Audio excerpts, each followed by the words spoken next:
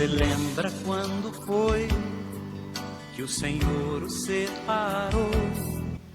Meu Senhor Jesus, obrigado por essa madrugada que desperto contigo, pois só o Senhor é que me faz repousar seguro e despertar para testemunhar a beleza da vida contigo. Ajuda-me a ser exemplo vivo da tua verdade, da tua santidade, da tua pureza e da fé que o Senhor reservou aos santos em nome de Jesus. Fala conosco, Senhor, nos ensina a tua verdade, nos enche do conhecimento do Senhor. Usa-me para proclamar a tua palavra de amor, que é agradável, que é perfeita. Em nome de Jesus. Amém. Graças a Deus.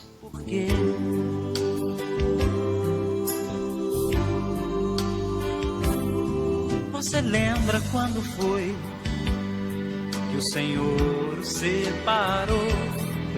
Dentre todos os amigos, dentre os entes... Seja um exemplo para os fiéis na palavra, no procedimento, no amor, na fé e na pureza. 1 Timóteo capítulo 4, versículo 12. De vez em quando, eu e minha família, nós vamos passear pela orla da praia. Por aqui, a única coisa que me preocupa no passeio é o elevado índice de roubos de relógios, celulares e outros objetos pessoais no calçadão. Há algum tempo precavido, eu disse à minha filha quando ela era adolescente: guarde o seu relógio, pois esse local onde vamos andar é muito perigoso. Imediatamente ela respondeu: pai, se é muito perigoso, você precisa guardar o seu também. Ora, que tolice minha, ensinar sem praticar. Eu precisava dar o exemplo para que o ensino fosse coerente.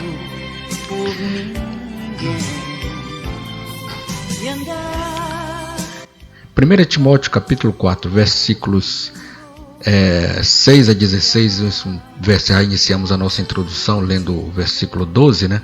Vamos ler o versículo 6 a 16 na NVI, está escrito: se você transmitir essas instruções aos irmãos, será um bom ministro de Cristo Jesus, nutrido com as verdades da fé e da boa doutrina que tem seguido. Rejeite, porém, as fábulas profanas de velhas caducas e exercite-se na piedade. O exercício físico é de pouco proveito. A piedade, porém, para tudo é proveitosa, porque tem a promessa da vida presente e da futura. Esta é uma afirmação fiel e digna de plena aceitação. Se trabalhamos e lutamos, é porque temos colocado a nossa esperança no Deus vivo, o Salvador de todos os homens, especialmente dos que creem. Ordene e ensine estas coisas. Ninguém despreze pelo fato de você ser jovem, mas seja um exemplo para os fiéis na palavra, no procedimento, no amor, na fé e na pureza. Até a minha chegada, dedique-se à leitura pública da Escritura, à exortação e ao ensino. Não negligencie o dom que lhe foi dado por mensagem profética com a imposição de mãos dos presbíteros. Seja diligente nestas coisas, dedique-se inteiramente a elas para que todos vejam o seu progresso. Atente bem para a sua própria vida e para a doutrina, perseverando nesses deveres, pois fazendo isso, você salvará tanto a si mesmo quanto aos que o ouvem. Graças a Deus.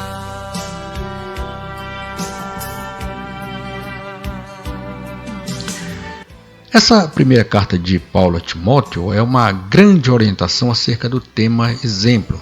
Timóteo, esse nome quer dizer honra a Deus, né? Ele era ajudante e companheiro de Paulo. Diferentemente de muitos de nós, Paulo ensina e pratica. Quando estamos aprendendo, ler instruções elas nos ajudam a compreender, mas ter alguém que possa nos demonstrar isso com o exemplo faz uma enorme diferença. Esse texto é categórico no ensino. Seja um exemplo para os fiéis. Vale ressaltar que a palavra exemplo desse texto, lá que vem do grego, significa modelo, imagem, ideal, padrão. Assim, exemplo é aquilo que deve ser imitado, é um modelo a ser seguido, é um rumo, um norte a seguirmos, né? Outro fator interessante neste texto bíblico é que ele destaca também a importância de ser exemplo para os fiéis. Ser exemplo para os fiéis é ir além, ou seja, é um referencial àqueles que comungam da mesma fé e prática cristã. É claro que ensinar a boa doutrina era importante, mas isso não precisava apenas de palavras, precisava ser vivenciado. Por isso, Paulo era um ótimo exemplo para Timóteo. A conduta do cristão é um fator de muita importância no meio em que vive. O cristão ele pode fortalecer os seus irmãos que estão próximos ou até mesmo enfraquecê-los, né? Eu estava no final de semana conversando com os parentes nossos que são líderes em igrejas, né? E eles falam que, apesar de tanto tempo, alguns irmãos têm um linguajar pesado, inclusive até no próprio culto na igreja que ele congrega, né? Meus irmãos, é necessário ser exemplo no falar, no agir, nos relacionamentos, enfim, em tudo, né? Cabe destacar que a conduta ideal do cristão é aquela que é permeada pelos princípios bíblicos. Eu sou grato a Deus pelo ensino sólido que meus pais me incutiram, mesmo nas suas simplicidades, e também pelas muitas pessoas que foram meus professores práticos. Eles demonstraram por suas vidas como ser um discípulo de Cristo e facilitaram para eu viver como posso percorrer o caminho da fé também, graças a Deus, né? Precisamos também ter uma conduta exemplar, um modo de viver que sirva de padrão, um comportamento correto. Deus precisa hoje mais do que nunca de cristãos que sejam exemplos dos fiéis na palavra, como diz o texto, no trato, no amor, na fé e na pureza. E como diz aquele ditado bastante usado pelos militares, a palavra convence, mas é o exemplo que arrasta.